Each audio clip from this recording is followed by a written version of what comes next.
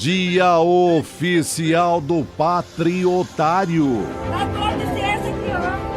Tentativa de golpe vira data comemorativa em Porto Alegre.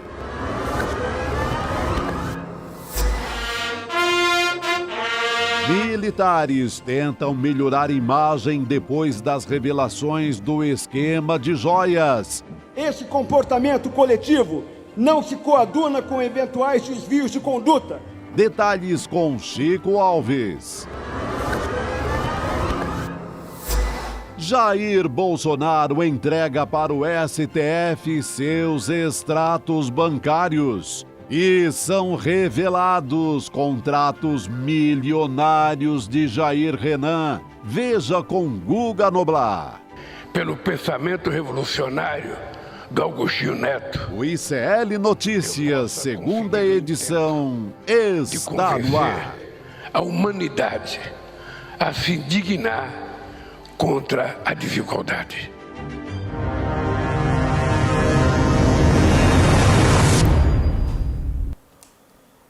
Salve! Graças a Deus, hoje é sexta-feira, é vida que segue.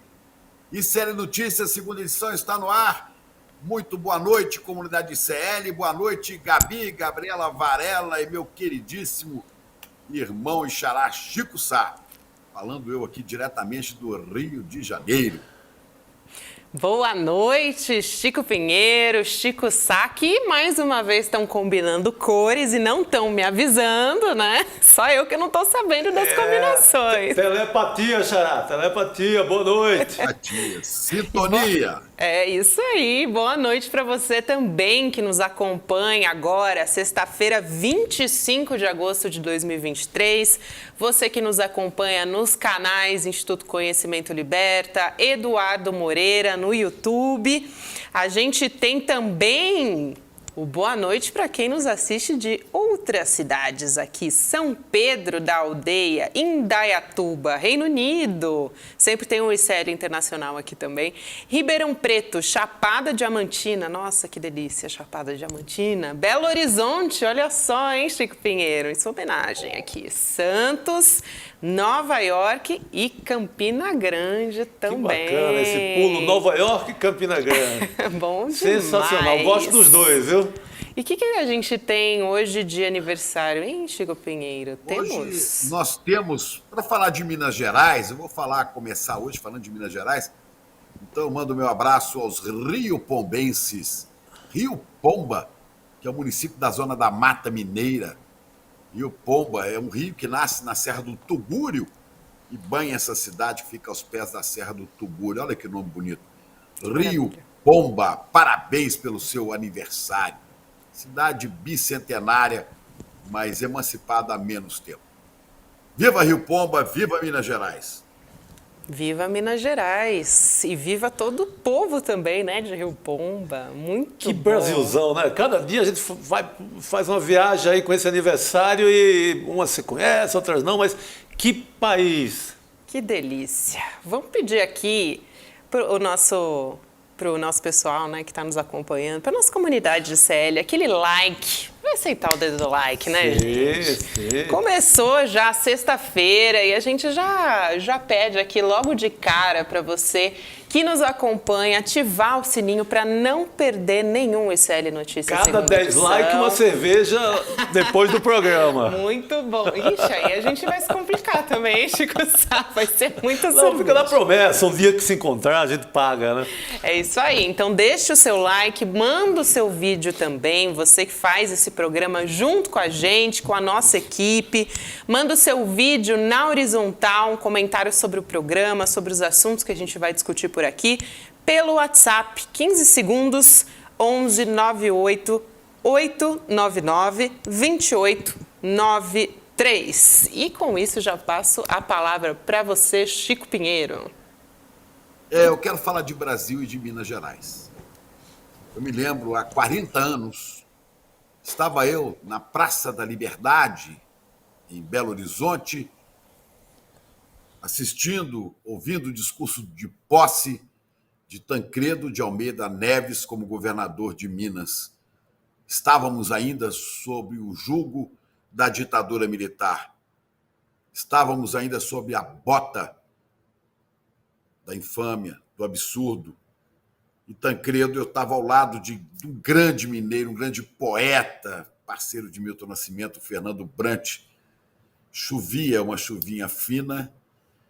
E naquele dia, em 1983, emocionados, chorávamos juntos quando ouvimos Tancredo dizer: mineiros, o primeiro compromisso de Minas é com a liberdade. Quando ainda não havia caminhos e cidades nessas montanhas, os pioneiros, descortinando o alto horizonte, sentiram que nelas não haveria pouso para tiranos, nem chão para quimeras totalitárias. Porque Minas nasceu da luta pela liberdade e porque liberdade é o ânimo das pátrias. A nação surgiu aqui na rebeldia criadora dos inconfidentes que nos deram por bandeira o mais forte dos ideais. Com a Praça da Liberdade lotada, Tancredo bradou: liberdade é o outro nome de Minas, mineiros. Me atento a um trecho desta fala maravilhosa do discurso de Tancredo Neves, quando ele disse: não haveria aqui pouso para tiranos, nem chão para as quimeras totalitárias. Mas Minas vai oferecer, através não de artífices da liberdade, mas de traidores da pátria, chão para tiranos, sim. Segunda-feira, o governador Romeu Zema vai entregar a Jair Bolsonaro o título de cidadão de honra de Minas Gerais. Bom, Minas é feita de heróis e de traidores. Minas, que é um tanto síntese do Brasil, viu nascer Tiradentes, aquele herói enlouquecido de esperança, que disse, antes de ser enforcado no Largo da Lampadosa, no Rio de Janeiro: 1000 vidas eu tivesse, 1000 vidas eu daria pela minha pátria, pela liberdade. Pois é. Mas Minas produz este herói e, ao mesmo tempo, produz o traidor que o levou à morte. Joaquim Silvério dos Reis passa a história como infame, como biltre, como um ser vil. Esta figura que vocês veem aí. Joaquim Silvério dos Reis. Mas Minas continua na sua luta por liberdade. Eu vou falar alguns nomes aqui. Houve um mineiro nascido no Cerro, lá na região de Diamantina, hoje, né? Que tinha até um jornalzinho chamado Sentinela do Cerro, Teófilo Otoni, que enfrentou as tropas imperiais de Caxias em 1842, numa dura batalha na cidade de Santa Luzia. Teófilo Otoni era um militante. Assim como Tiradentes sonhava com o Brasil livre, Teófilo Otoni sonhava com uma república verdadeira. Uma república que não é exatamente isso que a gente tem aqui. Tinha ideais liberais daquela época. Foi um grande brasileiro. Foi preso, foi levado a pé de Santa Luzia até Ouro Preto, depois ao Rio de Janeiro, mas depois ganhou o título que lhe dá Paulo Pinheiro Chagas, nesse livro de memórias, ministro do povo brasileiro. Mas Minas teve muitos nomes ainda na vida política. Eu vou saltar o tempo aqui e lembrar de Juscelino Kubitschek, esse mineiro do peixe vivo, alegre, festivo, que entendeu a importância de Minas como centro de coalizão do país e que soube perdoar aqueles que tentaram traí-lo, como em 2 rebeliões em 1958, em Jacareacanga e Aragarças, por militares traidores da aeronáutica. Depois, Minas Gerais teve outros nomes. Teve Itamar Franco, teve Dilma Rousseff. Itamar e tinha Minas como centro do seu patriotismo. E Dilma, que nasceu nas montanhas de Minas. Mas Minas tem, desde o começo também, uma série de nomes de traidores da democracia e da liberdade. Já falei aqui desse biltre Joaquim Silvério dos Reis, mas há outros tantos, não é? Há o general Olímpio Mourão Filho, que quando ainda era capitão, armou um plano falso, fake news, em 1935 e 36, o Plano Cohen.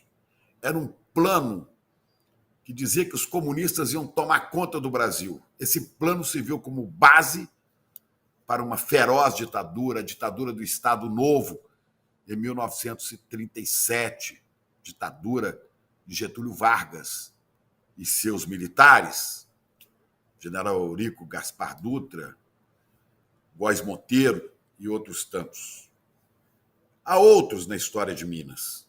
Para falar de um mais recente, tivemos, que eu considero traidor, o neto do grande Tancredo Neves, Aécio Neves, que conspirou com Eduardo Cunha e outros para dar um golpe derrubando a presidenta Dilma Rousseff, mineira como ele.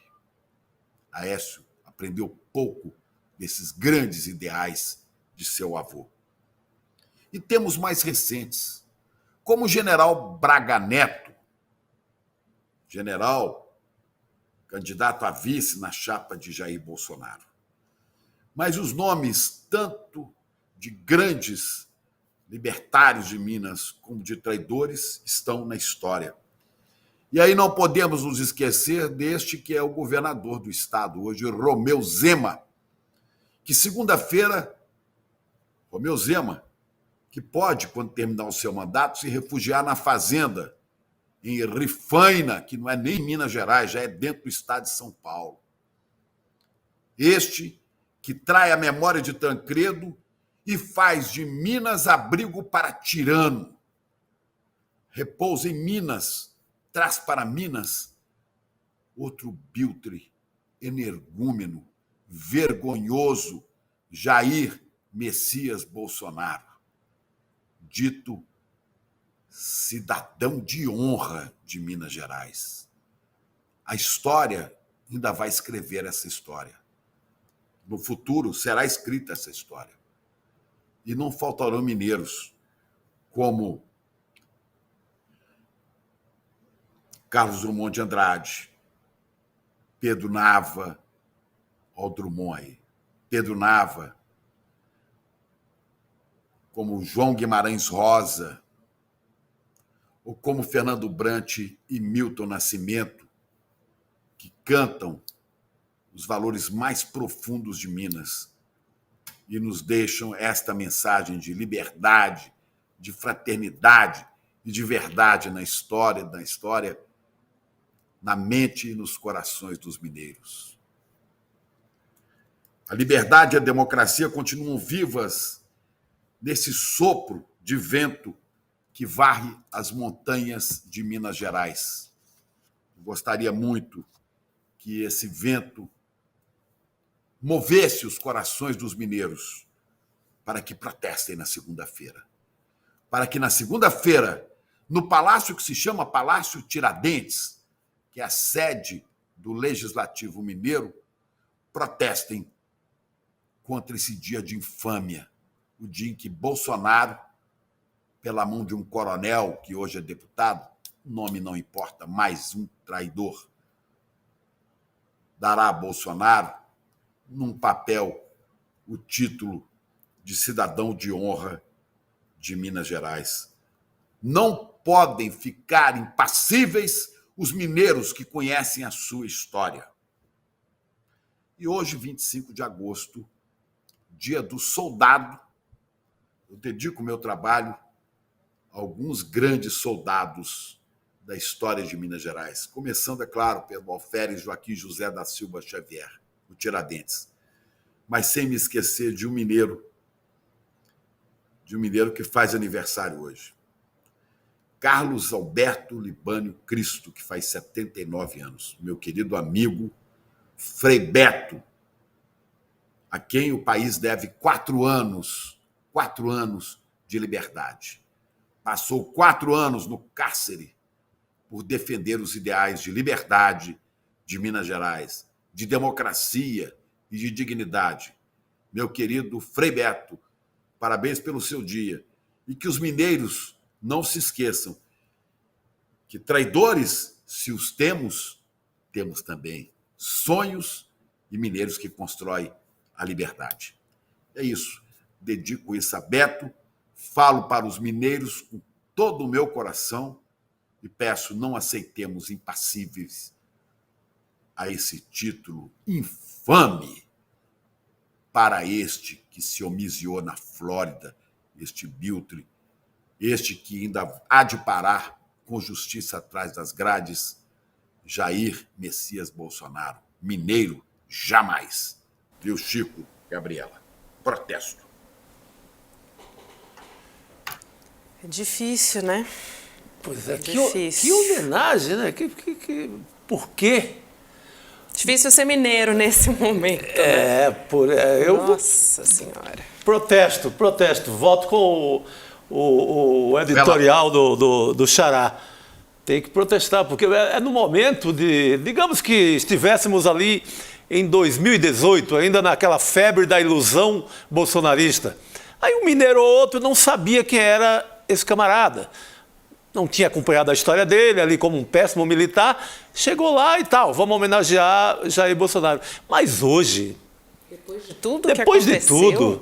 Depois das minas do rei Salomão em joias, depois de uma movimentação financeira, no mínimo, muito estranha, depois de mostrar que é um senhor rico, que saiu podre de rico do governo, que fugiu para não passar a faixa a um presidente eleito democraticamente, esse cara covarde, pequeno, é homenageado? Pô, Minas, vamos corrigir isso aí. E Romeu Zema se mostrando aí um bolsonarista raiz, né? A gente já sabia, mas... Ele citou Mussolini, né, Chico? Ele citou Mussolini, que é praticamente o inventor do fascismo. Agora ele homenageia o Bolsonaro. Ele está indo num caminho, digamos, bastante complicado. Gostaria que um dia ele terminasse citando, ou repetindo, né, o general Olímpio Mourão Filho, que eu disse aqui que era um mero capitão, em 1937, fez um plano para justificar o golpe do Estado Novo, mas que depois, como general, desencadeou, a partir dos Juiz de Fora, o golpe da ditadura que começou em 1964. E depois, vendo a asneira que fez, terminou dando uma entrevista dizendo: olha, em matéria de política, eu não entendo nada. Eu não passo de uma vaca fardada. Seria uma boa frase a ser dita em breve por Romeu Zema. Traidor dos ideais de Minas, traidor de Tancredo Neves, de Tiradentes e do voto de muitos mineiros que já sabem que entraram num caminho torto. Ficamos assim. É isso aí. Estou muito indignado, mas vamos para frente. Vamos chamar o Guga Noblar para se juntar a nós. Olha, o Guga também foi avisado, hein? Tá de vermelho, só eu que fui excluída. Meio laranja ali, né? Meio laranja e tal, salmão. Ô, Guga, boa noite. Dia de salmão. Dia de salmão. Boa noite, minha querida Gabi, meus queridos Chicos e essa audiência maravilhosa. É dia de salmão aqui pra gente e é dia de mais trolha aí pros bolsonaristas, né?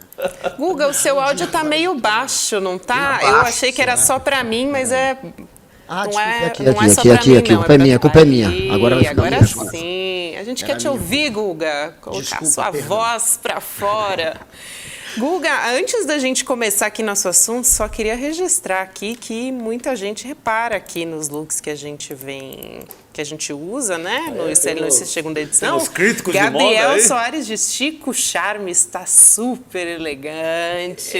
Não é só a gente que repara, não. Não, hoje eu tô vestido, é um mineiro que tá me vestindo hoje. Olha só. Ronaldo Fraga. Corações de Minas Gerais. Não tô fraco não, hein? Não tá fraco. Não tá fraco mesmo, não. Minas é tudo de bom. A gente só tem que corrigir essa história aí que o Chico Pinheiro trouxe no editorial. Mas vamos seguir, né, Guga? A gente vai falar agora de Bolsonaro, diretor-geral da Polícia Federal. Vamos contextualizar aqui para quem nos acompanha. O Andrei Passos Rodrigues disse hoje, sabe aqueles 17 milhões, Sim. Chico Sá, Sim. que ele ganhou, né, recebeu dos apoiadores via Pix? Então, eles podem ser bloqueados se, entre aspas, levantarem margem de desconfiança. É grana, viu, que veio daquela campanha do Pix de Bolsonaro. Ele dizia que era para pagar multas. Agora, Guga, eu achei curioso esse texto. O que é margem de desconfiança? Olha, se encontrar algum indício de que há lavagem de dinheiro, de que a grana não foi doada via Pix apenas por eleitores, por militantes, mas que se aproveitou dessa campanha para tentar colocar um dinheiro dele, que ele não teria como justificar a origem, a famosa lavagem de dinheiro, aí, meu amigo, já era. E é muito estranho esse Pix de 17 milhões. A gente fica tratando essa grana, esse montante todo, como se fosse apenas dessas doações que ele pediu, né, via Pix da campanha que se iniciou em junho, mas não é bem assim. Esse dinheiro que o COAF percebeu ali é uma soma que vem desde janeiro deste ano. A campanha foi de junho a julho. Essa grana não, ela está ali sendo acumulada desde o início do ano. Então, esses 17 milhões não tem como origem ele todo a campanha por Pix. A gente não sabe o quanto ele levantou por Pix, nem a polícia ainda sabe direito, mas se eles perceberem que tem dinheiro sujo ali, aí ele vai bloquear essa grana. E repito, é dinheiro que vem desde o início do ano. Não tem como esses 17 milhões serem fruto apenas da campanha de Pix. É bom esclarecer também, a Márcia Cunha estava até falando, esse extrato bancário que o Bolsonaro entregou hoje, né, para a Justiça, ou melhor dizendo, né, para o Supremo Tribunal Federal, ele entregou esses extratos bancários e tem a ver com o governo dele, né? Então, não inclui esses 17 milhões de Pix que ele recebeu esse ano para pagar as multas. Então, só fazendo essa distinção, né, Guga? Exatamente. O Bolsonaro agora está querendo bancar o altruísta, está querendo bancar o cara que colabora com as investigações, já que está morrendo, claro, de medo de uma prisão preventiva. Então ele está nessa cascata de que está ajudando. Aí ele sabia, Xandão, desde o dia 17, já disse que ia pedir os extratos bancários dele, ele se, entre aspas, antecipou, pelo menos é essa a imagem que ele quer passar, e fingiu que está colaborando e está entregando. Só que são extratos que são de 2019 até 2022, o período dele como presidente. Não pega, portanto, nem essa campanha de Pix e não pega as possíveis vendas de joias que ele fez. E essas joias foram vendidas este ano. Ele levou para fora do Brasil, no avião dele, este ano. O leilão em Miami, em Nova York, aconteceu em 2023, ou era para ter acontecido, teve peça que não foi vendida. Mas o fato é que a transação aconteceu agora. E são transações que a gente já tem gravação do Marcelo Câmara e do Mauro Cid dizendo que tinha que ter o mínimo de movimentação financeira em banco. Isso está gravado, isso está em conversas que foram descobertas. Então, eles não entregaram este ano e também a gente sabe que a intenção era dar o dinheiro em cash. O pai do Mauro Cid, inclusive, foi usado para levar dinheiro em cash, dinheiro vivo, para Jair Bolsonaro. Então, além de não dar os extratos que mais interessam, que é o de 2023, a gente sabe que tem muito dinheiro que provavelmente entrou, segundo o que os próprios assessores deles disseram, via dinheiro vivo, sem movimentação financeira. Guga, e o que a defesa de Bolsonaro diz é que os maiores gastos de Bolsonaro nesse meio tempo que a gente está falando são sobre a venda de um carro e de uma moto aquática também, além do ressarcimento das despesas médicas, aquela história, né, da facada e todos os tratamentos, cirurgias envolvendo essa história. E isso se refere a uma decisão do ministro Alexandre de Moraes, do Supremo, que também a defesa, Bolsonaro, a Michelle, o tenente-coronel Mauro Cid, o Xandão pediu, né, a quebra de sigilo de todos eles, e aí a defesa de Bolsonaro está se antecipando e fazendo a entrega desses extratos bancários, né, Chico Sá? Mas falta o da Michelle. Falta o da Michelle. Falta o da Michelle. Dizer, só para complementar, eles não entregaram o da Michelle e aí também ficou no ar. Por que não? Sempre foi uma estratégia, eu lembro desde o Collor Gate, da queda do Collor, diante de qualquer suspeita de movimentação financeira, até o PC Farias fazia isso direto, que era o tesoureiro do Collor. Não, eu vou me antecipar e vou entregar meu... Aí você entrega ali, você faz uma edição ali, entrega a sua parte, por isso que eu... Está colaborando. Está colaborando. E outra, pode estar... Não é o fato de eu entregar meu extrato que não tem coisa ilegal lá dentro. Uhum. Sabe? Não é só entregar o extrato, porque eu mostrei meu extrato ali para simples conferência, eu estou livre do crime, não. Então, eu prefiro esperar o calhamaço oficial da quebra de sigilo. Obrigado, Bolsonaro, eu sei que você estava disposto a mostrar o extrato, mas eu vou esperar o do Xandão. Eu prefiro o que vem com o Xandão. Com perícia, né? Com perícia de quem realmente tem que fazer a perícia e sabendo que está completo, porque o que o Bolsonaro mandou, ao que parece, nas primeiras informações, está incompleto. Então, para se ter todo o respaldo daqueles que fazem a perícia, sabendo que está completo o extrato bancário, não deve-se ser o que ele entregou, deve-se ser aquele que os investigadores foram atrás. Chico Pinheiro. Resta saber se não há também dinheiro proveniente de venda de joias anteriores a essas que nós conhecemos, né? Porque pode ter recebido, olha, são dezenas, dizem que até centenas de viagens de filhos e assessores à Arábia Saudita. Então pode ter relógios brilhantes, diamantes vendidos aí durante esse governo, nós não sabemos ainda. Aliás, não vi ainda uma ação nem da CPMI, nem da Polícia Federal, né, lá na fazenda, agora já é tarde, mas na fazenda do Nelson Piquet, que segundo consta é onde mocosavam as joias e os presentes do seu presidente. O COAF vai conseguir dar conta disso e a Polícia Federal também. Né, vão descobrindo que dinheiro que entrou, sempre em dinheiro vivo, tá ok? Sempre em dinheiro vivo. O dinheiro vivo é bom, né?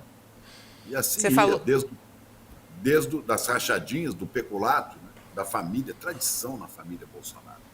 Até agora, há que se descobrir isso. Você falou, Chico Pinheiro, das viagens à Arábia Saudita, só para lembrar aquele levantamento do Congresso em Foco, né, de que nos 4 anos de governo Bolsonaro, o ex-presidente da República viajou, junto com a equipe ou representantes dele, 150 viagens para a Arábia Saudita, né? Então, vamos só lembrar disso. 150 viagens para a Arábia Saudita em 4 anos. Meu Deus do céu. Você veja que proximidade que o Brasil tem com a Arábia Saudita. Quantos negócios temos com a Arábia Saudita, né? São países praticamente irmãos. A Argentina, a Arábia Saudita, próprios Estados Unidos. Que história é essa de 150 viagens? Eu acho que aí inclui também, viu, Gabriela, Gabi, inclui também não só viagens dele, mas dos filhos também. Sim, né? Representantes da equipe presidencial. 150. O que nós temos com a Arábia Saudita que justifique que o governo brasileiro vá 150 vezes lá? Não cheira bem essa história. Não cheira bem mesmo. E falando em não cheirar bem, vamos falar do Filho 04? Boa! Gostei da passagem. Esse as contas também não cheiram nada bem, né? Não cheiram nada bem, Chico Sá, e tem novidade essa história. E esse é muito frágil juridicamente, porque não tem mandato. ele está assim, abertinho, ele está assim, ó, minha algema, sabe? Porque ele não tem mandato, ele não tem proteção alguma de nada, nenhum fórum privilegiado, ele não foi ex-presidente, ele está muito vulnerável.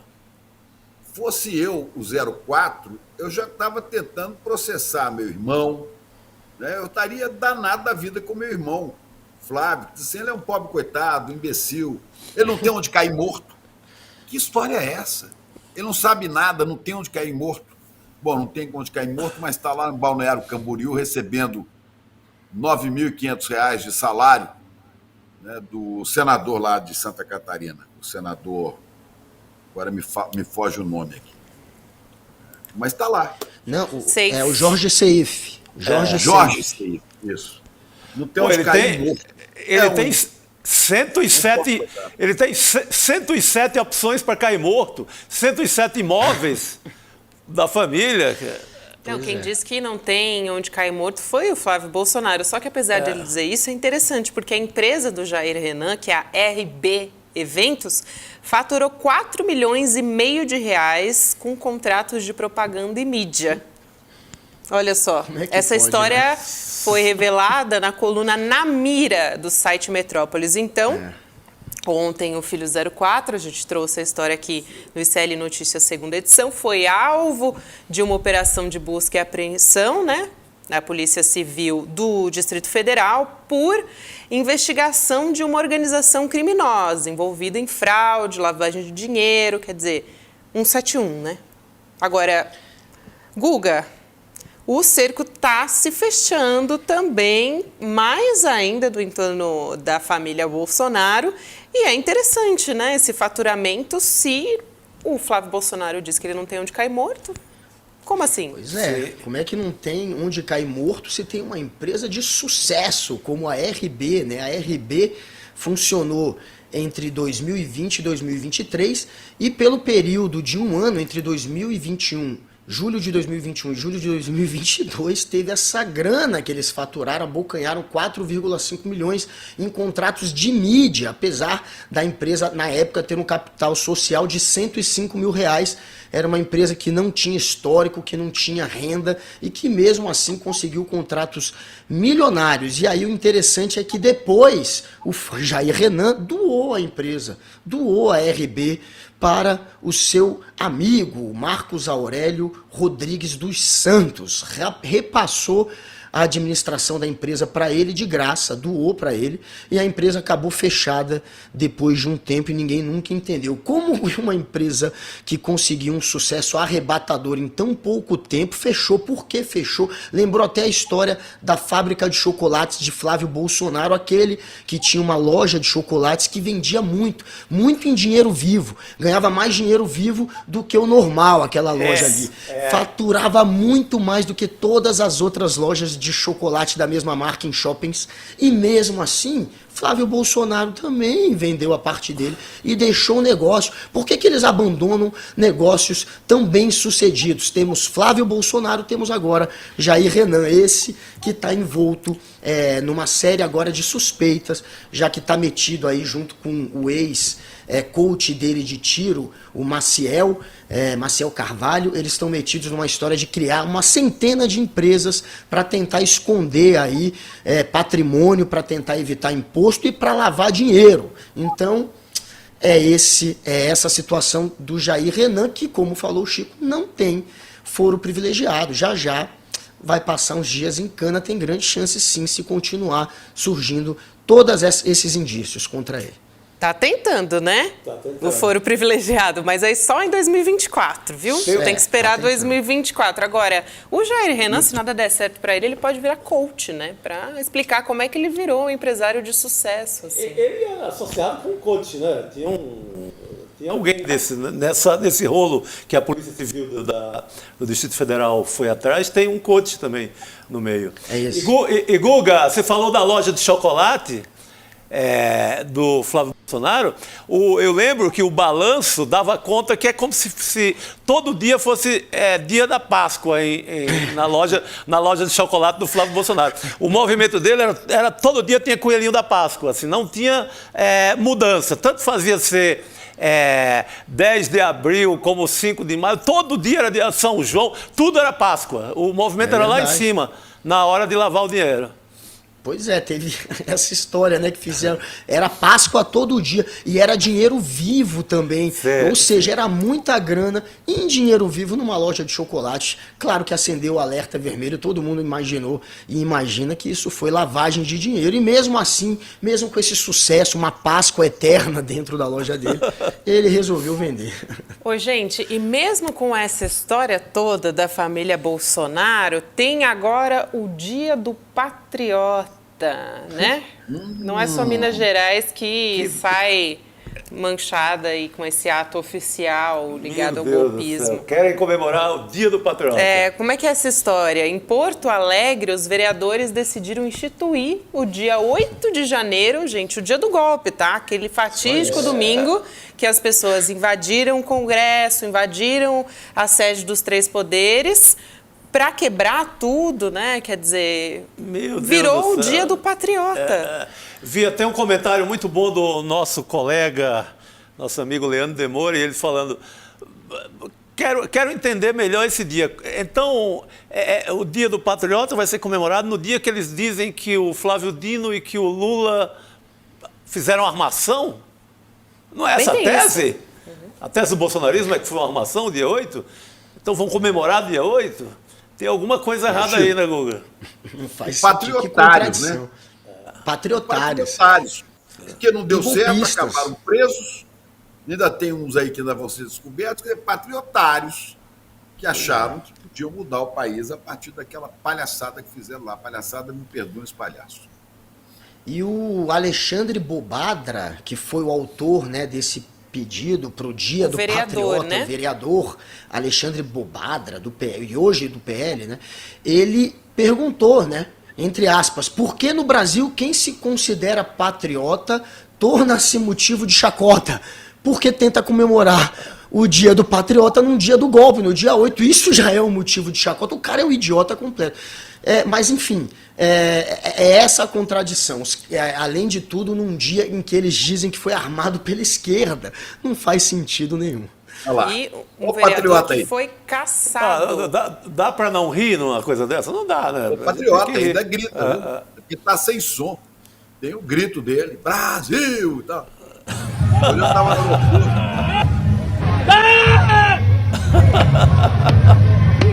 Pô, que assombração, meu Deus. Isso é uma assombração, é uma visagem, como diz na minha terra, uma visagem. É uma visagem, patriotária. A visagem é boa. E Você é acredita interessante. que hoje eu tava Pode no falar, aeroporto aí de São Paulo e passou uma senhora por mim e como se, com a capa de Batman, era a bandeira do Brasil. Tava aí, e o inominável, o imbrochável, estava se preparando para embarcar, acho que para Brasília. Estava numa van lá esperando para ser levado ao avião. Graças a Deus eu não passei perto, não. Mas Pô, você viu quem estava ali? Não, o inominável. Que perigo, hein, Chico? Imbrochável. Cuidado. Opa, uma senhora com uma capa dessa, achando que ia voar, né? Eles usam capa se fosse Super-Homem, a Mulher Maravilha. Vou voar. Olha aí. Que maravilha. Falem conosco, seres extraterrestres. Falem conosco. Vamos Agora, tomar gente, o poder. Isso é bem sério, né? Porque ela foi aprovada, essa proposta, por uma maioria de vereadores. Esse vereador, que é o autor da proposta, ele foi cassado há poucos dias, acho que não faz nem 10 dias que ele foi cassado. E também dá a dimensão do perigo que a gente ainda está correndo, né, com a extrema-direita. Claro. Não dá para subestimar, né? Não, há um resquício ali que tá vivo. Essa senhora aí do aeroporto que o Chico encontrou, tem uma lama ali que está viva. Não, eles colocam a cara em alguns eventos e tal, Não sei se com aquela densidade de alcançar a votação do último 30 de outubro, no embate ali Lula-Bolsonaro, mas vivos. Tem uma laminha aí de autoritarismo muito vivo. Pois é, querem pegar o dia 7. Eles querem de novo usar o dia 7 de setembro. O importante é não deixar que isso aconteça, né? Isso é muito importante. Guga Noblar, vou me despedir de você. Boa sexta-feira, bom descanso. Muito bom passar essa semana na sua companhia. Um beijo. Que isso. Prazer o meu. Um beijo para os meus queridos Chicos, para a Gabi, para essa audiência linda. Segunda estamos de volta. Tamo juntos. Tamo junto. Vamos lá. Vamos chamar o Chico Boa noite, Alves Guga. para a gente? Eu e os três Chicos. Boa noite, Chico Alves. Que maravilha esses dois na tela, hein, gente? Puro luxo. Olha só, cara, lado a lado, que lindo. Legal. Aí. Boa noite, Gabi. Boa noite, Chico Pinheiro. Boa noite, Chico Sá. Eu estou aqui na Serra, em Miguel Pereira. Espero que o sinal resista bem até o fim da participação aqui. Espero que vocês estejam ouvindo vai bem. resistir. Vai ter que resistir bravamente. Sim, segura aí, Chico, segura. Chico Alves, esse ajudante de ordens de Bolsonaro, Tenente Coronel Mauro Cid, trazemos aqui todo dia, a gente está falando dele. Depois, no inquérito, né, nesse momento, no inquérito que apura as ações lá do hacker, o Walter Delgatti Neto, contra o sistema do Conselho Nacional de Justiça. E aí, Chico Alves, o Delgatti diz que ele já esteve várias vezes no Ministério da Defesa para conversar sobre eleições, né? Aí teve toda aquela história, entrou pela porta de trás, depoimento do Mauro Cid justo no Dia do Soldado, vale a pena fazer essa ressalva aqui. Agora, o Delgatti virou um problema, né, para as Forças Armadas. É um problemaço que eles puxaram para si, né? É um problema, na verdade, é um problema que foi criado dentro de um enorme problemaço que foi a gestão de Jair Bolsonaro, né? Várias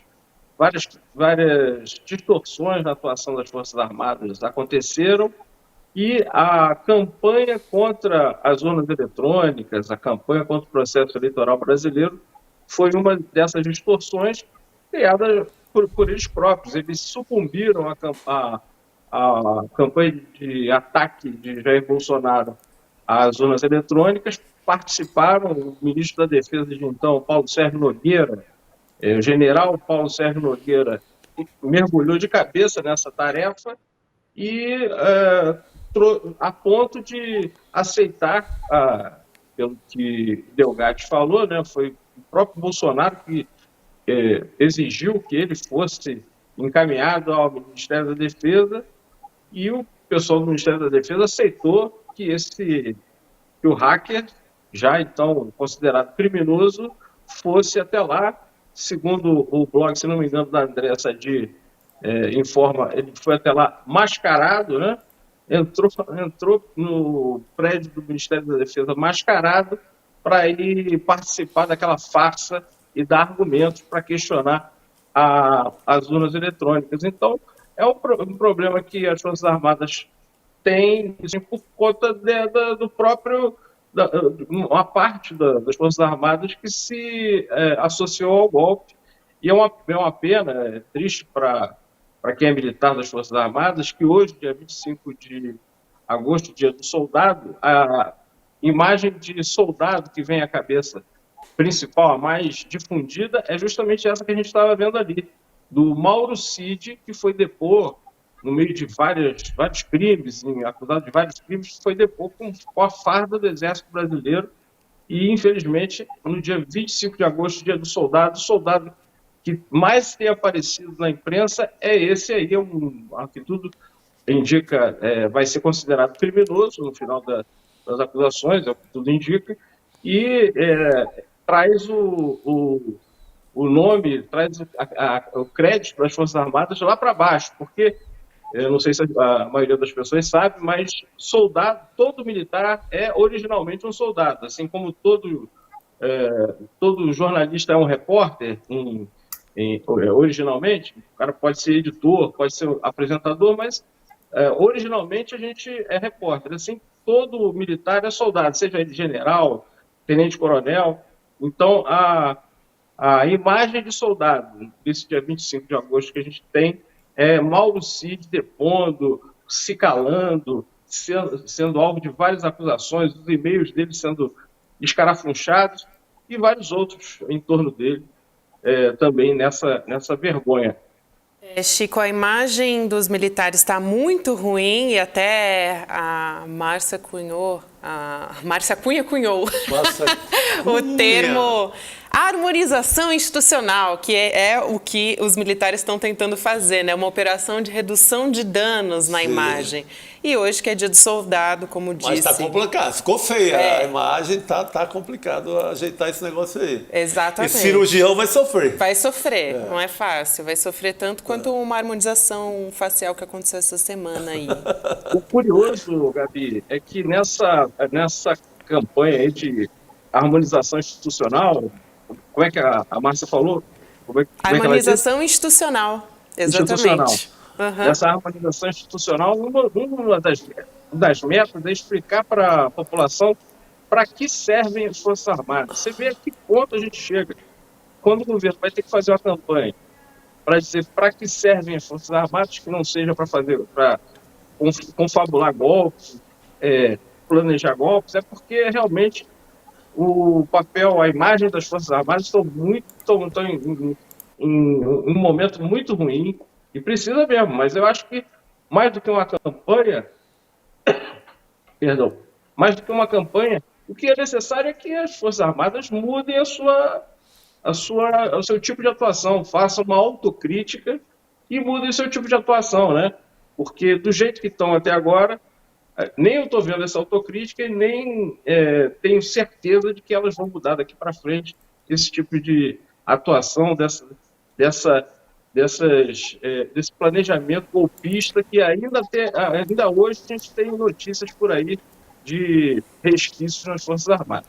E tem o comandante do Exército fazendo um discurso hoje falando que eventuais desvios de conduta têm que ser punidos. A gente tem o vídeo do Tomás Paiva. Vamos dar uma olhadinha. Vocês são os fiéis depositários da confiança dos brasileiros, que só foi obtida pela dedicação extrema ao cumprimento da missão constitucional e pelo absoluto respeito a princípios éticos e valores morais. Esse comportamento coletivo não se coaduna com eventuais desvios de conduta, que são repudiados e corrigidos, a exemplo do que sempre fez Caxias, o forjador do caráter militar brasileiro. Pois é, então, eventuais desvios de conduta, agora, eventuais... Não são mais eventuais, né? Você tem um roteiro de militar, pega joia, vende joia, derrete joia, pega a joia, vende a joia, coloca na conta do pai que é general, então não são eventuais. Falsifica a vacina. Então não é papo de eventuais. Tá lá, tá na conta, tá no extrato bancário de um general. E quando o Exército deixa um tenente-coronel, que nem esse Mauro Cid, vestir a farda para depor sobre crimes que não tem nada a ver com crime militar, são crimes de contrabandista, bandidinho pequeno. Quando deixa que ele vá fardado, ele passa a incorporar o Exército Brasileiro. Quer dizer, é o Exército Brasileiro que está sentado no banco dos réus, mas sendo acusado de quê? De falsificação, de peculato, de contrabando de joia, de tomar lá da cá. O Exército Brasileiro está metido nessa lambança a esse ponto. Deixaram vestir a farda, agora ninguém é capaz de tirar a farda do rapaz. Tá aí.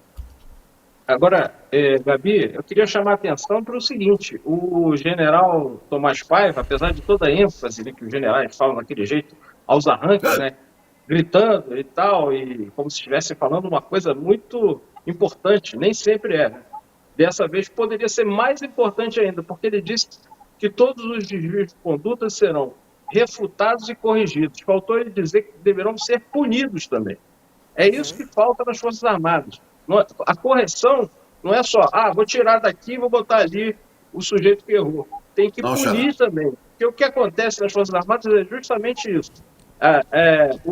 Se algum militar, principalmente oficial, é flagrado em algum crime, algum mal feito, ele é tirado daquele lugar e transferido para outro. Mas a punição é uma coisa muito difícil e é isso que faltou na fala do comandante do Exército hoje. E Mas tem tem um também, problema aí, né? Diga, CP.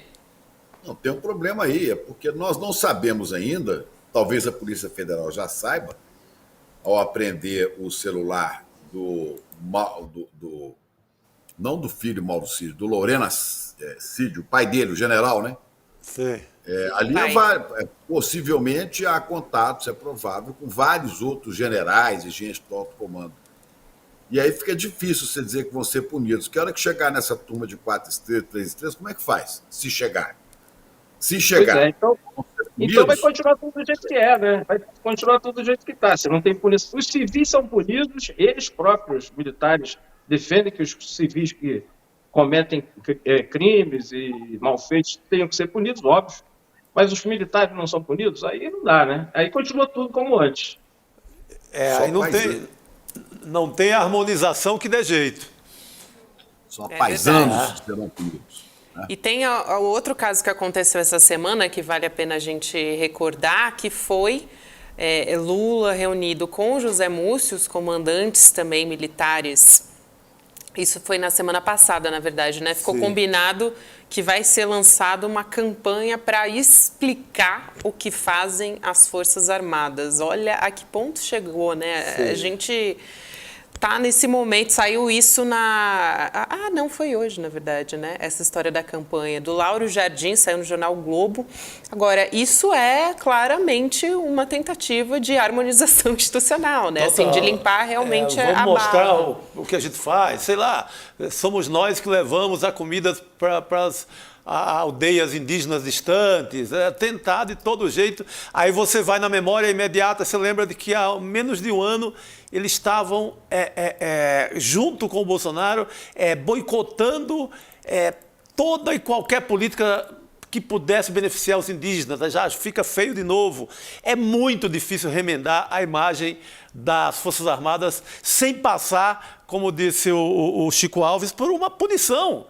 Se não punir ninguém, se não punir nenhum general, se ficar tudo por isso mesmo, não tem campanha publicitária. Pode chamar os melhores publicitários do mundo para fazer um mesão ali e produzir as melhores peças do mundo, que não vai dar jeito. Pode juntar ali Nizango Anais, Duda Mendonça, Washington Oliveto, os maiores da face da terra em magia de publicidade, que não vai dar certo.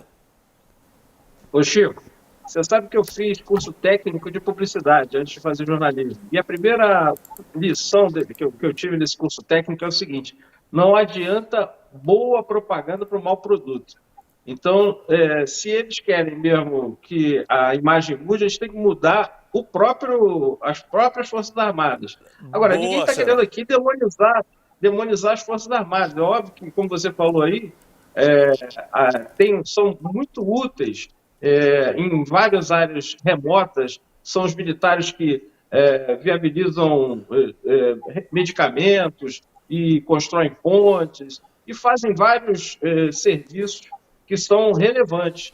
Mas nesses últimos anos, a gente viu muitos desvios, e esses desvios têm que ser punidos, têm que ser corrigidos, como disse o comandante, e punidos, porque senão essa parte ruim fica se sobressaindo aos serviços que as Forças Armadas prestam ao país. Bom, tem que lembrar que elas custam 124 bilhões e 400 milhões de reais por ano. 124 bilhões de reais para as Forças Armadas. Mais de 70% disso gasta com pessoal, folha de pagamento. O sujeito aposenta com o mesmo salário. Se ele morrer, a viúva tem o salário. Né? Se não for a viúva, a filha que não casou recebe salário. E tem que ter um dinheiro para comprar um uísque, um champanhe, uma picanha, uma prótese peniana. Né? Quer dizer, perder o senso de ser brasileiro como todos nós, os demais brasileiros. Paisanos, como eles gostam de dizer. Também, aqui, perdi o nome da pessoa que nos lembrou disso, CP, mas vale a pena ressaltar mesmo essa história de quando o TCU revelou que o governo Bolsonaro beneficiou indevidamente 79 mil militares com o Auxílio Brasil, né? Sim, e aí, sim. a gente não sabe, inclusive eu procurei aqui, pelo menos eu não encontrei o que foi feito a partir disso, né? Por determinação do TCU, deveria ter sido devolvido. Devolvido. Não Muito se sabe. simples, quer beneficiar, dá dinheiro para os caras. Mas dê para o cidadão comum também, quer dar dinheiro para ele, dá para os outros. Mas não é o auxílio, né, Auxílio Brasil, ou Bolsa Família, não. Dê também aposentadoria com salário integral, socorra a viúva no momento. Ora, por que é que essa casta tem privilégios em relação a todos os outros que ralam o dia inteiro no Brasil? Ora, me poupa. Me poupe.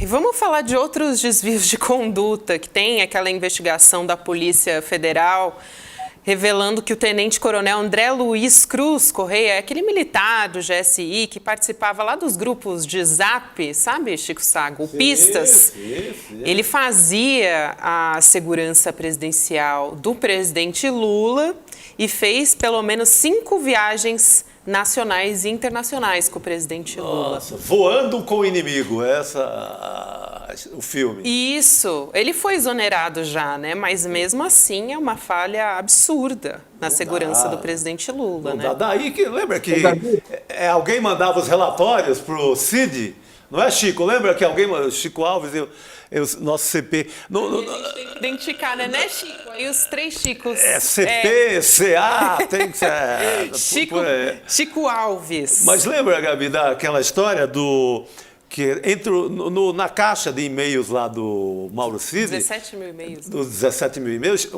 chegaram alguns e-mails dando conta das viagens de Lula, dizendo o que ele fez, para onde ele foi e tal. Era esse tipo de gente que viajava, inimigos que viajavam ao lado do Lula. Pô, como não bastasse o 8 de janeiro, ainda tinha os caras dentro do avião. Pô, para com isso. Pois é, mas olha, esse caso aí é típico do que a gente estava falando antes, da falta de punição. Esse militar foi flagrado, a Andréa Sadi, nossa colega Andréa Sadi da Globo News deu essa notícia, ele foi flagrado integrando um grupo de WhatsApp com mensagem golpista. Diz eles que o que estão dizendo é que ele não escreveu nada, não falou nada que fosse comprometedor, mas o fato de estar num grupo desse tipo já é comprometedor bastante. E aí, flagrado nessa irregularidade, o que o comandante do Exército fez, segundo a própria Andréa Sadi publicou no seu blog, transferiu e ele agora está lotado no gabinete do comandante do Exército. Então, eu não entendo. Imagina isso numa instância civil. Se alguém, na Polícia Federal, digamos, se um agente da Polícia Federal é flagrado num grupo de mensagens golpistas e aí é retirado e vai para o gabinete do diretor da Polícia Federal. Então, continuo dizendo que essa harmonização institucional, se não mudar a própria instituição, se não mudar as Forças Armadas, não resolve. E outra coisa, um detalhe que está passando assim, com menos atenção, era um grupo de mensagens golpistas, há pouco, até a março, pelo menos estava funcionando, não sei se continua ainda, com militares da ativa.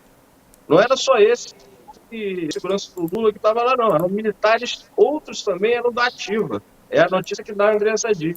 Então, militares da ativa estavam, não sei se estão ainda, com um grupo de WhatsApp ativo, com mensagens golpistas contra o presidente da República. Opa, tivemos uma falha aí, Chico Alves. Então, como é que pode mudar a imagem da Bolsonaro?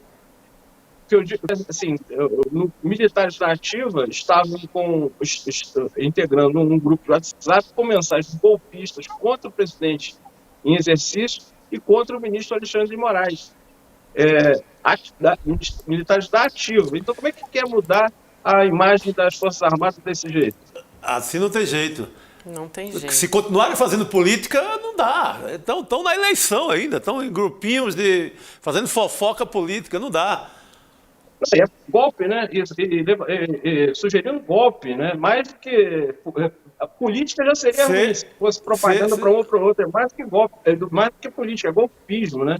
Então, esses todos têm que ser identificados, não só esse, que era a segurança do Lula, não deveria estar no gabinete do comandante do Exército, e os outros têm que ser identificados e todos eles deveriam ser punidos. Vamos ver se serão. Vamos seguir adiante com os nossos assuntos aqui. Chicos, falar agora do voto do Cristiano Zanin ainda é algo que desde ontem a nossa audiência está comentando muito e realmente tem mobilizado muito a opinião das pessoas. No Supremo Tribunal Federal, esse voto do Cristiano Zanin contra a descriminalização da maconha para uso pessoal foi trending topics hoje nas redes sociais, no Twitter ou no X-Twitter, né? Agora que ninguém sabe mais o nome ninguém sabe mais o negócio, nome. Mas ele foi indicado, o Zanin, pelo presidente Lula e está causando para algumas pessoas estranheza. Esse voto que está sendo conservador foi o segundo voto já tido como conservador. Tem mais um daqui a pouco que eu quero trazer para a gente comentar também. Mas ele está sendo elogiado por políticos da direita, elogiando então o Cristiano Zanin. E bastante gente... Por pastores evangélicos, Isso, por aí vai. Exatamente. Olha só o que disse o deputado Silas Câmara, do Republicanos. É líder da bancada evangélica no Congresso. O voto de Zanin não me surpreende pelo fato de eu ter tido a oportunidade de recebê-lo antes de ele ser elevado à função de ministro pelo Senado. Ele disse de forma clara e definitiva isso. Ele, além de ser homem de família, tinha as convicções dele em defesa de uma sociedade saudável. Achei muito curiosa essa palavra que ele usou. Então, aí a fala do deputado Silas Câmara. Também o senador bolsonarista Eduardo Girão, do Novo, do Ceará, disse que o voto foi uma grata surpresa. E aí eu vou trazer o posicionamento também, por exemplo, da deputada Sâmia Bonfim, do PSOL de São Paulo. Lamentável o voto de Zanin. Descriminalizar a posse de drogas é essencial para combater o encarceramento em massa e a suposta guerra às drogas que afeta, sobretudo, pobres e negros. A próxima indicação de Lula ao STF deve representar as lutas democráticas e progressistas. Esse encontro, que disse o líder da bancada evangélica no Congresso, foi aqueles encontros todos que o Zanin fez antes de ser sabatinado. O Zanin em campanha ainda para ter o voto dos caras e então tal. Ele foi conversar com essas lideranças conservadoras, um a um, né, para fazer ali, para vender o peixe dele, vamos dizer assim. Agora, o Chico Alves, você disse nas suas redes sociais, e eu concordo também, não me surpreendeu esse voto, sinceramente, e o Chico Alves colocou nas redes sociais dele. Eu já sabia, então quero ouvir Chico Alves falar sobre isso também. Gabi, eu estou sendo até meio chato com isso, eu reconheço, porque eu estou repetindo o tempo todo que antes eu já tinha comentários discordando dessa indicação do Lula. Um desses comentários foi aqui no ICL2, inclusive eu estava aqui na Serra também. Na coluna que eu tinha no UOL, eu fiz 2 ou 3 colunas, na participação em vídeo no UOL também. A gente teve um probleminha aqui na conexão do Chico Alves. Chico, acho que agora a gente... Será que voltou totalmente? Ou a gente pode reconectar o Chico Alves? Vamos reconectar ele, né? Aí a gente faz... A gente faz de novo. Isso. Acho que agora está voltando, né? Só a gente falar que vai reconectar que a internet... Chico está na Serra, está lá na Serra. Isso, ele está na Serra, ele já volta. Fala, diga, CP. Essa questão do ministro Zanin tem umas coisas graves aí, né? Primeiro que ele deve ter pelo menos mais 27 ou 28 anos no Supremo Tribunal Federal, porque eu não sei que ele saia antes, mas o mandato dele vai até os 75 anos, ele tem 47. E esse é um lado terrível quando você vê as posições que ele vai assumindo. Mas tem um lado saudável também, uma pessoa de 47 anos, né, pode aprender muita coisa, quem sabe ainda aprenda. aprenda, sobretudo, a julgar sim, né, segundo as normas da lei, do direito, mas que não faça ouvidos moucos à voz das pessoas, das ruas, sobretudo daqueles que mais carecem do Estado brasileiro, Isso. os que estão presos, os pobres e pretos, principalmente. Quer dizer, se ele ficar nessa posição, é ruim para ele, para a imagem dele, é ruim para o país, é ruim para os brasileiros. E eu não acredito que o doutor Zanin esteja aí a serviço de alguma coisa, pelo menos na ideia dele, que não sejam os brasileiros, né? Eu gostaria até de conversar com ele sobre isso. Chico Alves voltou. Aí, Chico. E aí, tá? Melhorou agora ou não? Melhorou, Continua travando? Chico. Não, melhorou. Agora a gente pode te ouvir a respeito do voto de Zanin. Eu queria aproveitar e incluir uma informação a respeito do voto de Zanin, que acho que você pode comentar as duas, porque elas conversam, Chico Alves. Porque o Zanin, ele votou hoje isso para reconhecer que os guardas municipais integram órgãos de segurança pública. Então, era um julgamento no Supremo Tribunal Federal que estava desempatado, foi o voto empatado, e o voto dele desempatou, formou maioria. E aí essa decisão do STF, por que eu trouxe? Ela facilita, ela reforça, na verdade, que os guardas municipais possam fazer abordagens, que eles possam revistar lugares, enfim, que eles considerem suspeitos de tráfico de drogas. E na prática, o que é isso? Vai permitir atuar com força policial. É mais um reforço nessa lógica de guerra às drogas. E até, Chico, se você me permite dizer isso aqui também, porque eu estava conversando com um advogado mais cedo, porque tem muita gente contra também que essa discussão seja feita, inclusive a nossa audiência no Supremo e no Judiciário, que isso deveria ser uma discussão do Congresso, enfim, o Congresso mais conservador dos últimos anos. Seria pior, né? Seria pior ainda, mas não é nem essa questão. Quando a gente não tem o que defina o que é uso pessoal, o que é tráfico de drogas, a gente leva ao policial que vai realizar, enfim, o seu trabalho. Ele acaba definindo o que é o traficante e o que não é, quer dizer. E aí a gente tem casos bizarros de gente ser presa com 7 gramas de maconha. E você sabe o tipo de gente, né? Gente com endereço Exatamente. Em comunidades. Não é gente dos Jardins aqui em São Paulo, nem do Leblon no Rio de Janeiro, nem de Boa Viagem lá no Recife. É gente já de comunidade, é gente preta, é gente pobre. Então, tem um endereço muito bem definido. Muito claro, né, Chico Alves? Quero te ouvir sobre isso também. Então, vamos recapitular. São 5 decisões desastrosas do Zanin, né? É a 5ª decisão em 25 dias como ministro. Na prática, depois do recesso, né, começou a atuação do STF dia 1º de agosto. Então, hoje é dia 25, em 25 dias são 5 decisões desastrosas do Zanin. Uma que não aplicou o princípio da insignificância para um roubo de R$100, o que mostra insensibilidade social. Teve aquela outra de não concordar em equiparar a ofensa às pessoas LGBTQIA+, à ofensa racial. Só o Zanin votou contra, né? Ele foi mais conservador até do que o Cássio Nunes Marques. O André Mendonça se considerou impedido. Teve aquela também que legalizou a atuação de advogados em processos em que os parentes sejam juízes. Então, a mulher de Zanin vai poder atuar num processo em que ele é juiz. Essa da descriminalização das drogas que ele não acolheu. E hoje, esse voto que desempatou. Foi o Zanin que decidiu o assunto. Tornou as guardas municipais integrantes do sistema de segurança pública. Para a gente ter uma ideia do risco e do prejuízo que isso pode trazer, eu vou ler aqui o que disse um ministro do STJ, que votou contra a atuação da Guarda Municipal dessa forma, em um processo que estava no STJ. Ele disse o seguinte, que esse tipo de autorizar que cada um dos 5.570 municípios brasileiros tenham sua própria polícia, subordinada apenas ao comando do prefeito local e insubmissa a qualquer controle externo é um erro. Quer dizer, aí está o risco. Guardas municipais, que originalmente foram criados para ser vigilantes patrimoniais. A Constituição diz isso expressamente.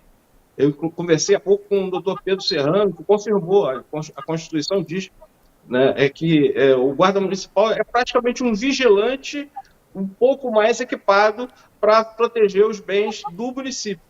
Passam a ser também integrantes, vão ter poder de polícia. E, mais ou menos na linha com aquela ideia de refutar a descriminalização das drogas, quem é que vai sofrer? Os guardas municipais despreparados, comandados por prefeitos nos rincões mais distantes do Brasil, tendo papel de polícia. Os mais pobres, mais uma vez os pretos, né? As pessoas, o pessoal da população mais fragilizada. E só para terminar, Cássio Nunes Marques e André Mendonça votaram contra as guardas municipais serem incluídas no Sistema Nacional de Segurança Pública.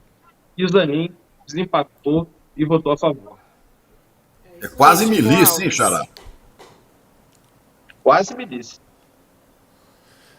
Chico Alves, vou me despedir de você nessa sexta-feira. Pode concluir. Até pior, porque aí fica oficializado, né? Aí não tem nem contestação. Aquela jurisdição lá, se o prefeito for desses prefeitos que a gente vê por aí, né, em lugares distantes, fora do alcance da mídia, ele vai ter o poder de mandar a guarda municipal em cima da turma lá e é oficial, não tem contestação. Exatamente. Não precisa estar fora do alcance da mídia, não. Se pegar aqui alguns prefeitos aqui do próprio interior do Rio de Janeiro, aí da Baixada Santista, Baixada aqui, você vai ter um monte de prefeito que com a milícia dessa na mão é um perigo. É um perigo. Você imagina uma guarda municipal não bem treinada, inspirada num prefeito que a gente tem vários aí, né? Complicados. Isso é uma loucura, isso é uma loucura. É militarização do país, isso aí também é fruto de bolsonarismo. Chico Alves, muito obrigada. Boa sexta-feira para você. Chico que travou, eu acho, né? Não deu tempo de despedir. Tá travado lá? Puxaram o cabo de Chico Alves. Voltou. Os ares da serra, são os ares da serra. Bom descanso, Chico. Bom descanso aí na serra. Um beijo para você. Chico se foi, tinha congelado lá. A internet dele hoje estava puxada. Mas seguimos aqui, né? A gente vai falar sobre o Julian Assange. Ele está aqui no Brasil. O pai dele, né? Do jornalista Julian Assange. Ele está no Brasil para divulgar um documentário sobre o Julian Assange, filho, e tenta evitar a extradição dele para os Estados Unidos. O Assange está preso, só para dar um contexto, para quem não conhece a história, desde 2019, depois que o site que ele criou, o Wikileaks, divulgou mais de 700 mil documentos do governo americano sobre a guerra do Iraque e do Afeganistão, e por causa disso, basicamente por fazer o trabalho dele, né, Chico Sá, ele está sendo acusado de 18 crimes, incluindo espionagem. A Heloísa Vilela, nossa repórter, fez uma entrevista com ele e a gente vai assistir e comentar aqui na sequência. It isn't part of the story. John Shipton fala baixo, quase sussurrando. Mas os olhos brilham quando descreve as mudanças que vê em andamento no mundo. Por exemplo, a reunião dos BRICS essa semana na África do Sul. Eram 5 países, agora muitos outros querem entrar, diz ele. E BRICS, destaca, começa com B, de Brasil. E foi em Brasília que John se reuniu com representantes do Ministério dos Direitos Humanos e com o ministro Paulo Pimenta, da Secretaria de Comunicação. Pai do criador do Wikileaks, John está por aqui para o lançamento do documentário Ítaca, A Luta de Assange, que mostra a perseguição do jornalista preso na Grã-Bretanha há 4 anos. O filme mostra a história da perseguição de Assange depois de passar 7 anos protegido, mas trancado, na Embaixada do Equador em Londres. Julian teve a coragem de divulgar em 2010 documentos que mostram os crimes de guerra que os Estados Unidos cometeram no Iraque e no Afeganistão. John ainda se lembra quando o filho contou que ia lançar uma plataforma para que as pessoas pudessem divulgar documentos secretos de forma segura, anônima. Isso pode ser interessante, pensou ele, mas nunca imaginou o tamanho do desafio que o filho abraçaria.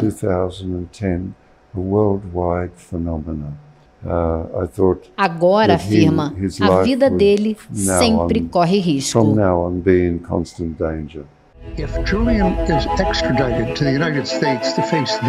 No documentário, John se recusa a falar da pessoa de Julian, como era na infância, como é hoje, porque não está defendendo somente o filho, mas um direito mais amplo, global, humano, o direito à informação.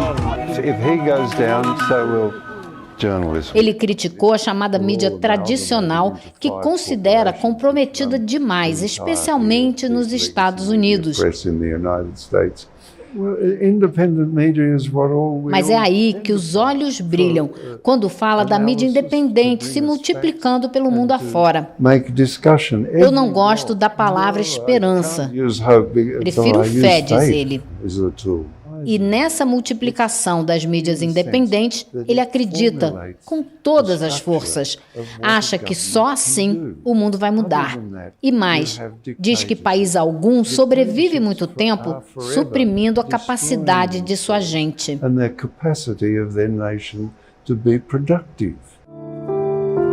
Não à toa, pergunto sobre o aumento significativo de pessoas dormindo nas ruas dos Estados Unidos. Mais de 42 milhões de norte-americanos se alimentam com food stamps, um cupom do governo, em um país de 250 milhões, destaca. Ele conta ainda que viajou pelos Estados Unidos, visitou 9 universidades, fez 60 eventos em 47 dias em 42 cidades e ficou chocado com a decadência. Sinal de mudança no horizonte? Quem sabe? Antes de se despedir, ele me presenteou com um forte abraço. Disse com os olhos cheios d'água esperar que a conversa continue em outro momento. Como quem diz, quando o filho sair da cadeia em liberdade. Para essa conversa acontecer, John precisa do apoio de meio mundo e está em busca de um por um desses possíveis aliados.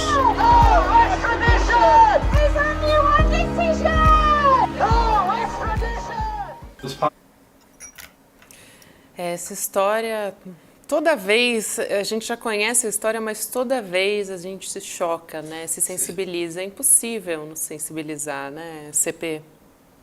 Quanta hipocrisia, né, dos Estados Unidos da América, os guardiões da liberdade de imprensa, liberdade de expressão. Mas de que é acusado Assange?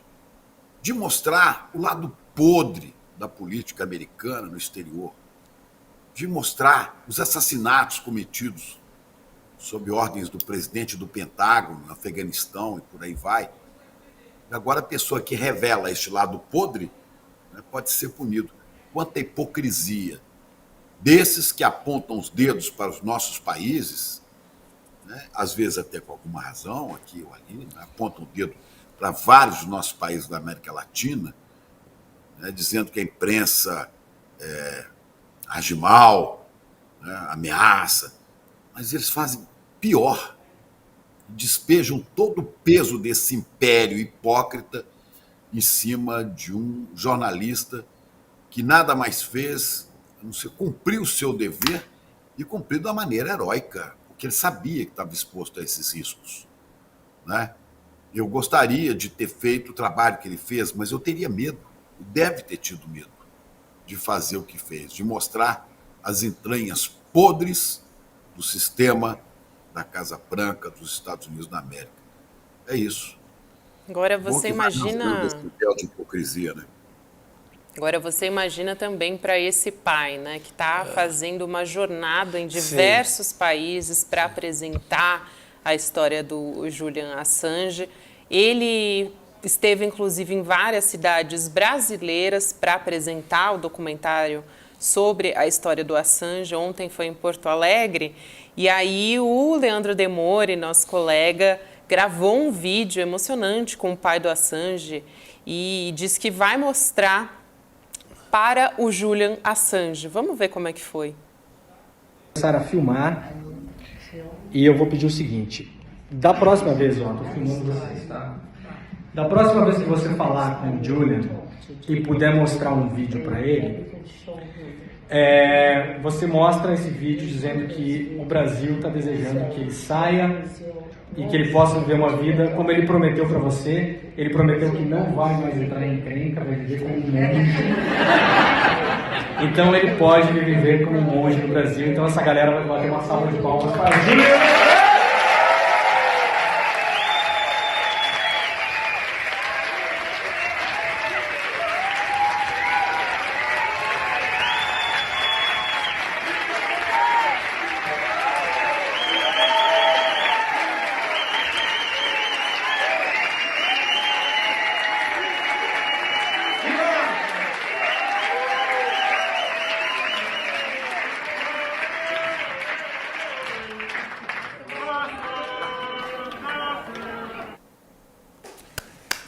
Free Assange, né? Liberdade para Assange.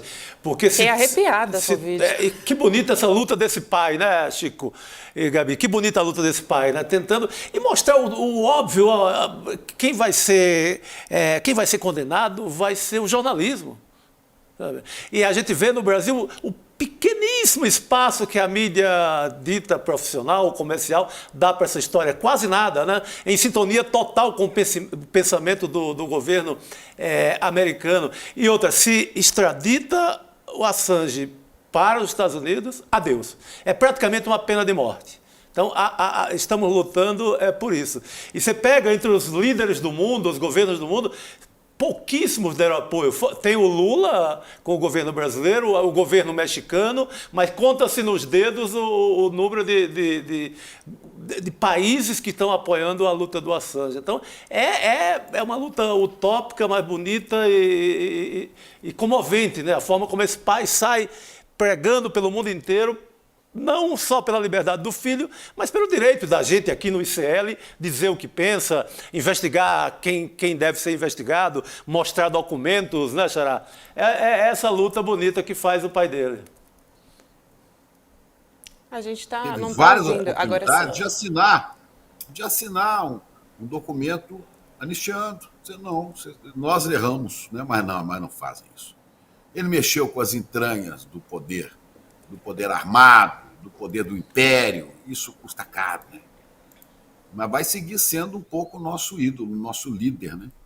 Porque se a gente não for capaz de posições como a que ele tem, as posições dele, a gente não está fazendo mais jornalismo. Temos que falar, doa quem doer, mesmo que seja na gente. É isso, nossa, isso e aí. dói na gente, realmente, Sim, né? poxa, a gente sente na pele, assim, a do Julian Assange. Dá também uns parabéns pelo Demore, né, por fazer por mediar. O Demore fez a conversa, esse evento, né, lá em Porto Alegre. Exatamente, foi muito importante. E esse vídeo, olha, eu fiquei emocionado de ver. Imagina se esse vídeo chegar realmente no Julian Assange. A gente espera que chegue. Dá uma animada, né? O pai dele falou que não gostava da palavra esperança, mais da fé. Mas eu boto tudo no mesmo pacote. Esperança, fé, juntar tudo isso para salvar quem fez jornalismo. É isso. Talvez o pai não conheça uma maneira de se falar de esperança que nos foi ensinada aqui no Brasil por Paulo Freire, né? Não é esperança de esperar sentado, não é esperança do verbo esperançar, do agir para que as coisas aconteçam. E, nesse sentido, eu acho que devia fazer um monte de vídeo e mandar para o governo dos Estados Unidos. Manifestações, mandar para ver se mostra para esse povo, né, esses guardiões da liberdade falsa, né, que as pessoas sensatas, o mundo não está de acordo com isso, não. É isso. Esperançar é o verbo do Paulo Freire. Esperançar, muito bom. E a gente tem a figura pública hoje também. Vamos falar sobre uma personagem da história muito importante, né? Que é a Dilma Rousseff. Sim. Sexta-feira, dia de figura pública. A Dilma foi a primeira presidenta, né? A primeira presidente mulher da história do Brasil. E essa semana o Tribunal Regional Federal manteve o arquivamento daquela ação contra a Dilma por causa das chamadas pedaladas fiscais, que foi o que motivou o impeachment contra ela. Agora a gente vai ver a análise da agência pública. Buscamos o voto. Vamos tentar provar a corrupção.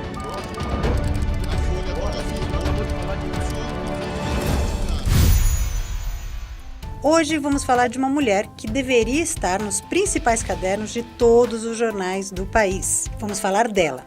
A primeira mulher a ser chefe da Casa Civil, a primeira mulher a ser presidente do Brasil e a primeira mulher a ser presidente do Banco dos BRICS. Essa semana houve duas notícias muito importantes que não ganharam as manchetes. Primeiro, o Tribunal Regional Federal da Primeira Região confirmou por unanimidade a decisão de arquivar a ação que acusava a Dilma pelas tais pedaladas fiscais que justificaram seu pedido de impeachment em 2016. Acabam de derrubar a primeira mulher eleita presidenta do Brasil, sem que haja qualquer justificativa constitucional para este impeachment. Mas o golpe não foi cometido apenas contra mim e contra o meu partido ou os partidos aliados que me apoiam hoje. E isso foi apenas o começo. O golpe vai atingir indistintamente qualquer organização política progressista e democrática. O tribunal considerou que o Ministério Público não demonstrou envolvimento intencional dela e dos demais acusados na manipulação de dados dos bancos públicos para mascarar os resultados fiscais. Os juízes disseram não haver nem evidências da participação de Dilma nessas operações. O caso foi arquivado definitivamente, ou seja, não havia crime nenhum. Além disso, essa semana rolou uma reunião histórica dos BRICS, o bloco fundado por Brasil, Rússia, Índia, China e África do Sul, com a participação de Lula, dos presidentes sul-africano e chinês e do primeiro-ministro da Índia. São líderes que representam 40% da população mundial e mais de 1/4 do PIB global. O presidente russo, Vladimir Putin, não participou, porque é acusado de ser criminoso de guerra e poderia ser extraditado para o Tribunal de Haia. Então ele fez um zoom básico e aproveitou que estava na Rússia para dar um sumiço no mercenário Prigozhin, que liderou um levante militar contra ele há menos de 2 meses. Mas isso é só um parênteses. A reunião dos BRICS foi histórica porque o bloco anunciou a expansão da aliança para mais 6 países: Arábia Saudita, Argentina, Irã, Emirados Árabes, Egito e Etiópia. Com isso, o BRICS passa a ter 35% do PIB mundial e 46% da população. E mais, o Banco dos BRICS anunciou que vai começar a conceder empréstimos nas moedas sul-africana e brasileira. Isso é parte de um plano para diminuir o domínio do dólar no sistema financeiro internacional. E quem é a presidente do Banco de Desenvolvimento dos BRICS, que deve ser fortalecido e se ampliar depois dessa cúpula? Dilma Rousseff. Agora eu te pergunto, não seria óbvio que os jornais brasileiros deveriam dar uma entrevista de página inteira com a Dilma? Qual é a visão dela para o Banco dos BRICS? Como o banco vai equilibrar a presença de países que sofrem sanções dos Estados Unidos sem ele mesmo sofrer sanções? E, é claro, como ela se sente ao ver que a justiça brasileira não considera as pedaladas um crime? Ela pensa em buscar compensação pela injustiça? Não sabemos, porque o nosso jornalismo está em falta com a dimensão histórica de Dilma Vana Rousseff. E não é de hoje. Por isso que aqui no ICL e na agência pública, sim, ela é a figura pública da semana.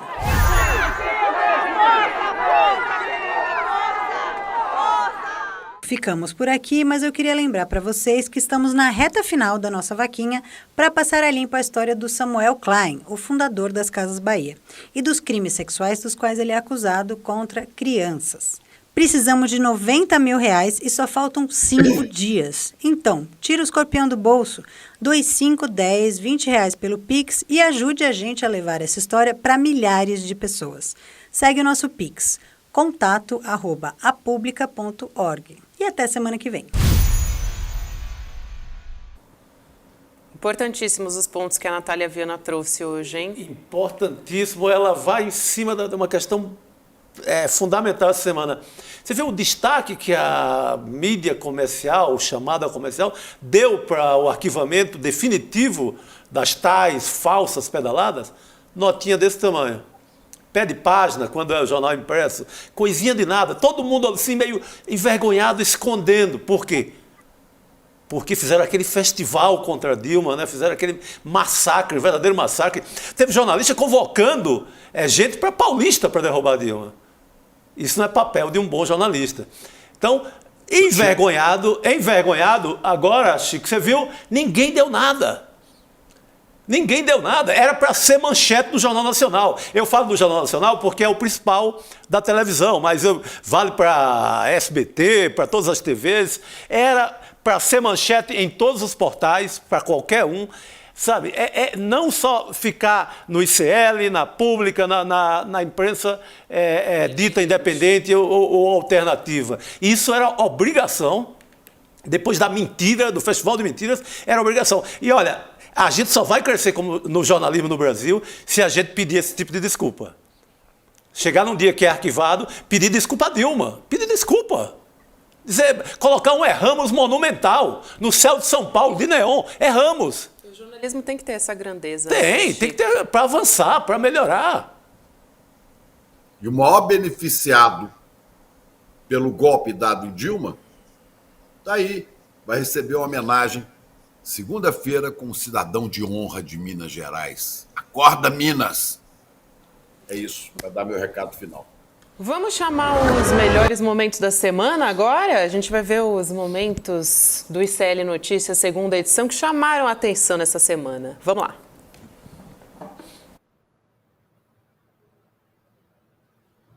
Não perca esta oportunidade que nós temos de colocar os militares no seu devido lugar, depois de 140 anos, 130 anos de república. Esses caras fardados sempre estiveram tumultuando a vida democrática neste país, dando golpe, armando treta. O Chico acabou deixando uma bela dica para os nossos colegas que referendaram o golpe assim desde a primeira hora. Acho que a gente erra como jornalista. Claro. Faz uma reflexão. Comete injustiça, comete erros, falhas. Exatamente. Faz uma reflexão, reconhece que errou. Lá em 95, ou seja, já faz um tempinho, o Bolsonaro ele defendeu estudantes de um colégio de Porto Alegre que fizeram uma homenagem a Adolf Hitler como o personagem histórico mais admirado. E aí, o Bolsonaro, que era deputado federal nessa época, disse que os alunos escolheram Hitler por entenderem que, de uma forma ou de outra, estou fazendo aqui aspas porque ele disse isso, ipsis literis, o líder, o nazista Hitler soube impor ordem e disciplina.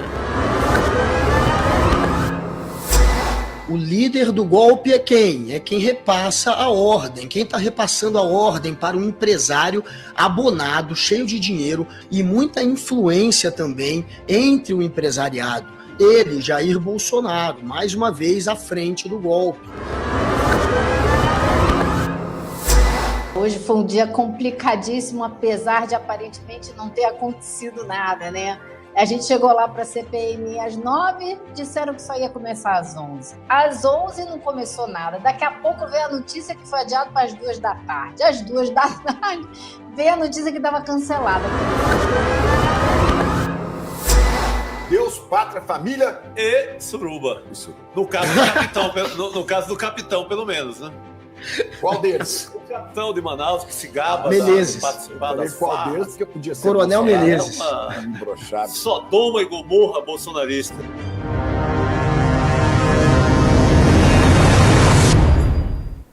É isso aí, resumo da nossa semana. Sextou, boa noite, Chico sextou. Sá. Boa noite, CP, que o Sinapse tá batendo noite. na porta. Vambora. Vamos lá. Beijo, até semana que vem. Sinapse agora com Roberta Garcia, César Calejão e com a ativista social Karina Santos. Beijo, até segunda. Até mais.